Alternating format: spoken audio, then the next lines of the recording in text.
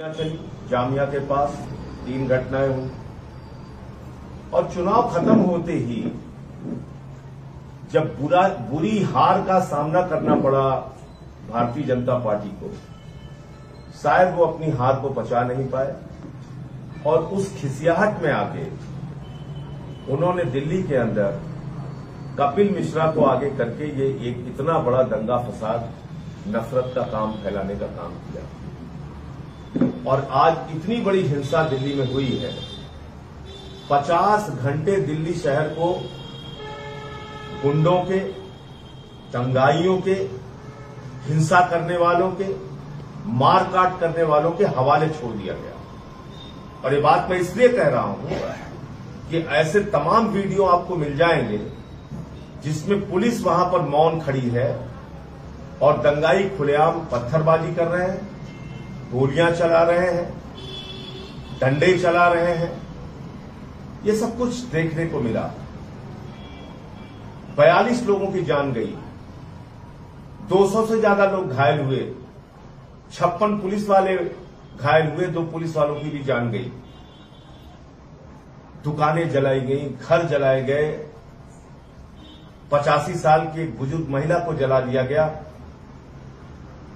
कोई बच्चे के लिए रोटी लेने गया था, उसको जला दिया गया, स्कूल जला दिए गए, वाहन जला दिए गए।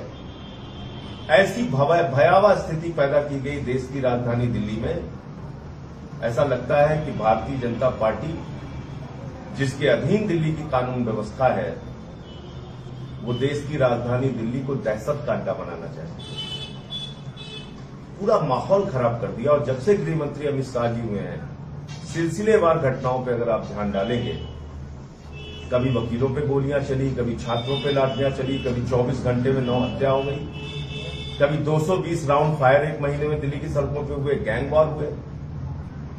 और प्रायोजित ढंग से, मैं पूरी जिम्मेदारी के साथ ये बात कह रहा हूं और स्थानीय लोगों से भी पूछिएगा तो जांच में पता चलेगा, प्रायोजित ढंग से बाहर के लोगों ने आके दिल्ली के अंदर, नॉर्थ ईस्ट दिल्ली में हिंसा फैलाई, दंगे किए।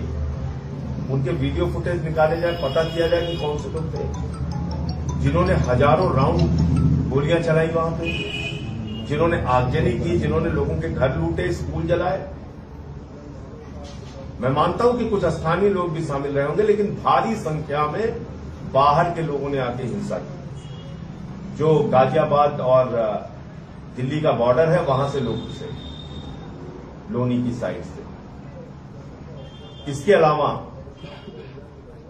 अभी भी इतना सब कुछ होने के बावजूद कपिल मिश्रा के बारे में हाई कोर्ट के जस्टिस मुरलीधर जी ने टिप्पणी किया।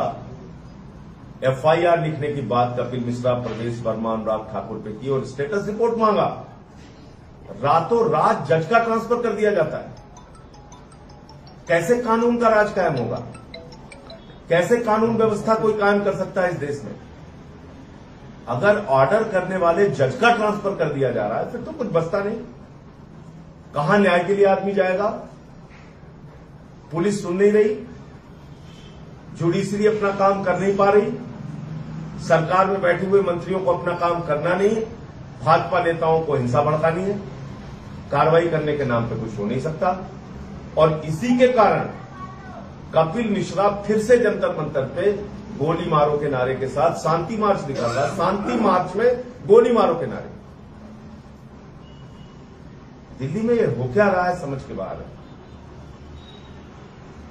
हमारी सरकार ने जो पीड़ित लोग थे उनको मुआवजा देने का काम, राहत कैंप बनाने का काम और जो उनके चिकित्सा आदि में मदद हो सकती थी वो हमने किया है। और केजरीवाल जी ने भी कहा है कि जो नुकसान हुआ है उसकी भरपाई के लिए हम लगातार जो फीडबैक मिलता जाएगा उनकी मदद करेंगे। अभी 5 लाख रुपए जिनकी दुकानें, घर जले हैं, उस हिसाब से 10 लाख रुपए जिनकी यहां मौत हुई है, इस तरह के मुआवजे भी हम लोगों ने घोषित किए हैं।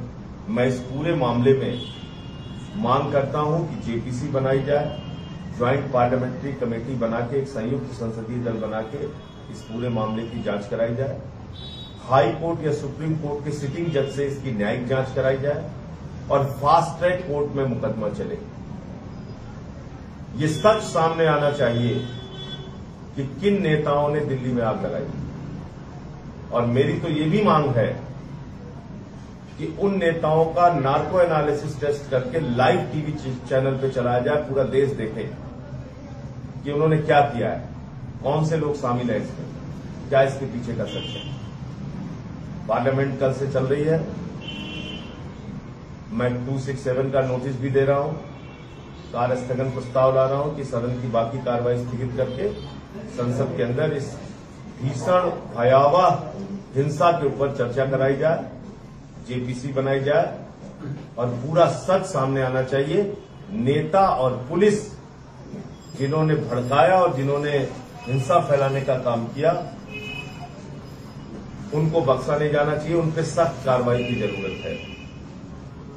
अगर ये लोग बचते रहेंगे तो कभी न्याय नहीं मिल पाएगा। इसलिए जरूरत इस बात की है कि जिन लोगों ने दिल्ली में आग लगाई, हिंसा भड़काई, उनके ऊपर कार्रवाई होनी चाहिए।